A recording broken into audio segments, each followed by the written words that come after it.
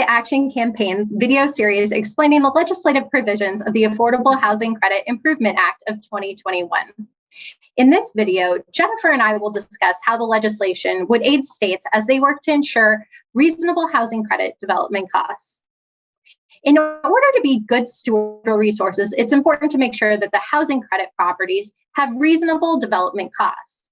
Before we dive into the Affordable Housing Credit Improvement Act, Jennifer, can you give us some background on what the cost drivers are for development costs and how state agencies can seek to control costs?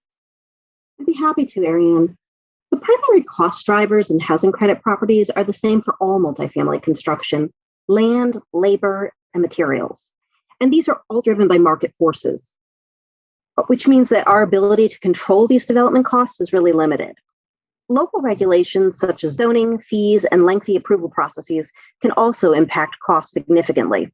But research has shown that the average cost to develop a housing credit apartment is similar to the cost of developing a market rate apartment, even though housing credit properties must, by law, meet many requirements that typical apartment buildings do not.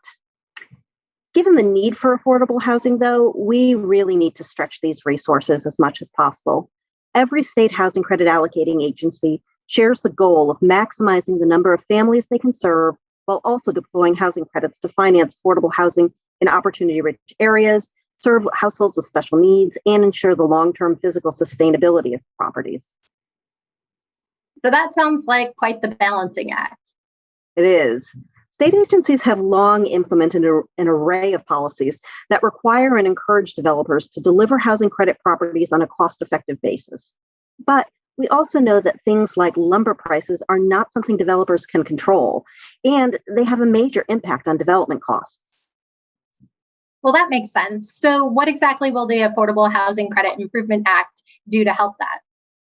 So Section 312 of the bill would codify state agency efforts to contain costs by adding a selection criteria for cost reasonableness. What's selection criteria? The tax code requires every state to develop a qualified allocation plan, which outlines the priorities the state sets for choosing which developments get a credit allocation.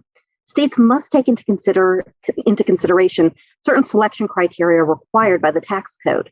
This bill adds cost reasonableness as one of the things states must consider when they are choosing which developments to fund.